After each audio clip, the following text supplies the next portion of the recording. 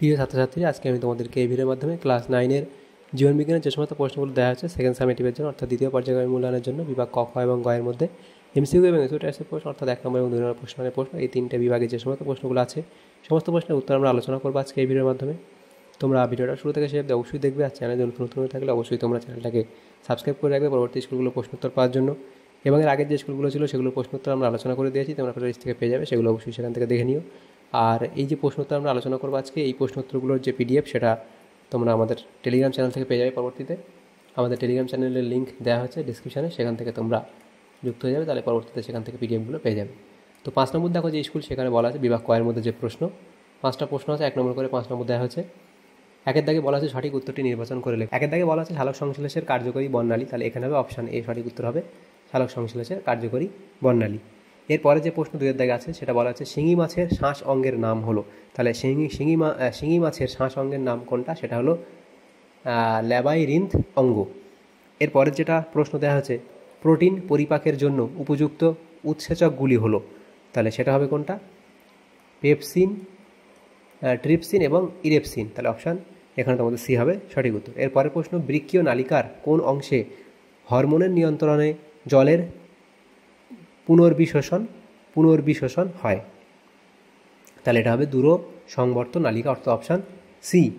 এরপরের যে প্রশ্ন সেটা বলা আছে মহাধমনী ও বাম নিলয়ের সংযোগস্থলে থাকে, মহাধমনী ও বাম নিলয়ের সংযোগস্থলে থাকে কি, আওর্টিক কপাটিকা, তাহলে এগুলো হলো। এরপরের যে প্রশ্নগুলো আছে দেখো এমসিকিউ প্রশ্ন হয়ে গেল। এরপরের প্রশ্ন বিভাগ খ, সেখানে বলা আছে 2 এর দাগের প্রশ্ন, নিম্নলিখিত প্রশ্নগুলির উত্তর নির্দেশ অনুসারে লেখো। 2 এর দাগের এ, একটি বাক্যে উত্তর দাও যে কোনো দুটি। প্রথম প্রশ্ন বিষদৃশ্য শব্দটি বেছে লেখো। অ্যাগারিকাস, লাইকেন, পেনিসিলিয়াম এবং মিউকর।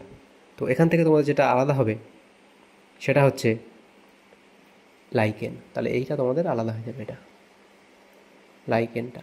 এরপরের প্রশ্ন সম্পর্ক নির্ণয় করো, রবার সিস্টোলিথ, তারপর আছে ওল, তাহলে এটা কী হবে, ক্যালসিয়াম অক্সালেট। এখানে তোমাদের লিখে দিই, সেটা হচ্ছে ক্যালসিয়াম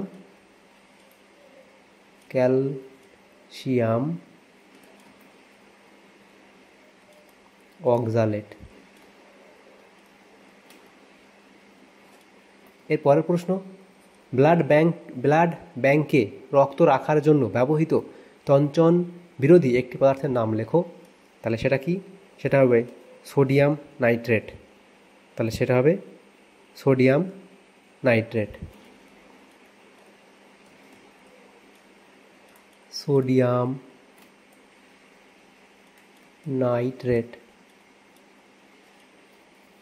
শূন্যস্থান পূরণ করো বিয়ের দাগে 1 এর প্রশ্ন কাণ্ডে উপস্থিত ড্যাশ এর মাধ্যমে বাষ্পমোচন ঘটে, তাহলে কাণ্ডে উপস্থিত ড্যাশ এর মাধ্যমে বাষ্পমোচন ঘটে, তাহলে লিখবে কি, কাণ্ডে উপস্থিত রন্ধ্র এর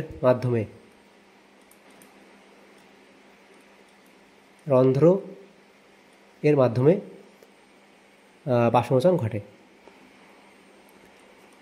যকৃতে ড্যাশ বিশ্লিষ্ট হয়ে বিলিরুবিন উৎপন্ন হয়, তাহলে কী হবে, যকৃতে হিমোগ্লোবিন বিশ্লিষ্ট হয়ে, তাহলে এটা হবে হিমোগ্লোবিন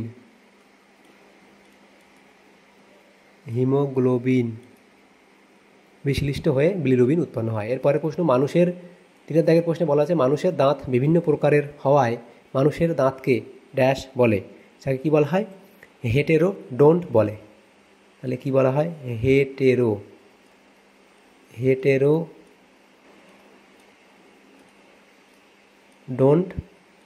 হেটেরোডন্ট বলে।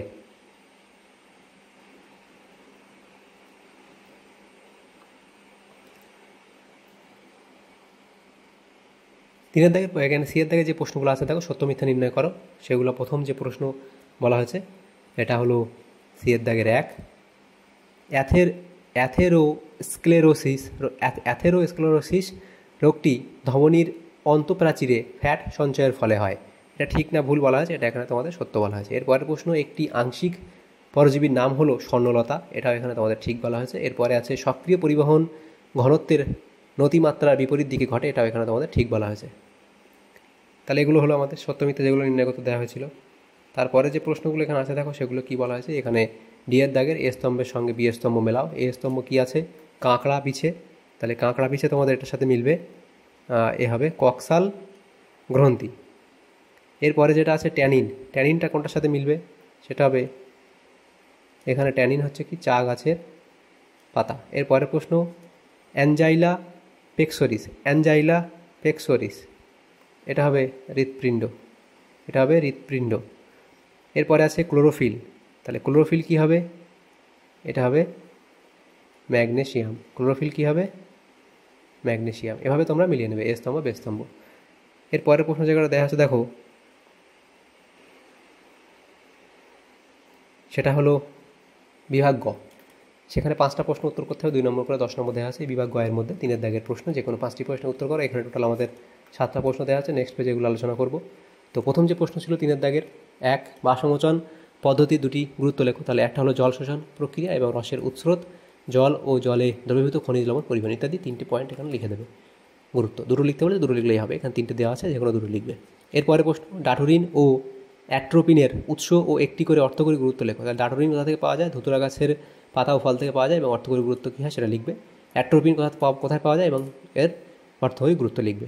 3-এর দাগের প্রশ্নে বলা হয়েছে অ্যামাইলেজ উৎসেচকটির প্রকৃতি, অ্যামাইলেজ উৎসেচকটির প্রকৃতি ও উৎস লেখো। তাহলে অ্যামাইলেজ উৎসেচকটির প্রকৃতি ও উৎস, তাহলে এর প্রকৃতি লিখবে কি এবং উৎস কী সেটা লিখবে।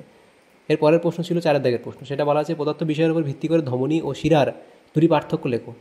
তাহলে তার উৎপত্তি স্থল এবং কপাটিকার অবস্থান, এই দুটোর উপর ভিত্তি করে পার্থক্য তোমরা লিখে দেবে, এটা লেখা আছে এখানে লিখে দেবে। এর পরের প্রশ্ন সালোক সংশ্লেষ প্রক্রিয়ার আলোক দশায় জলের আয়নীকরণ পদ্ধতিটি বিক্রিয়া সহ লেখো। তো এখানে পুরোটা ব্যাখ্যা করে দেওয়া আছে বিক্রিয়া সমেত, তো পুরোটা লিখবে। এরপরে প্রশ্ন 6-এর দাগের প্রশ্নে বলা আছে রক্ততঞ্চন প্রক্রিয়ার জন্য প্রয়োজনীয় উপাদানগুলির নাম লেখো।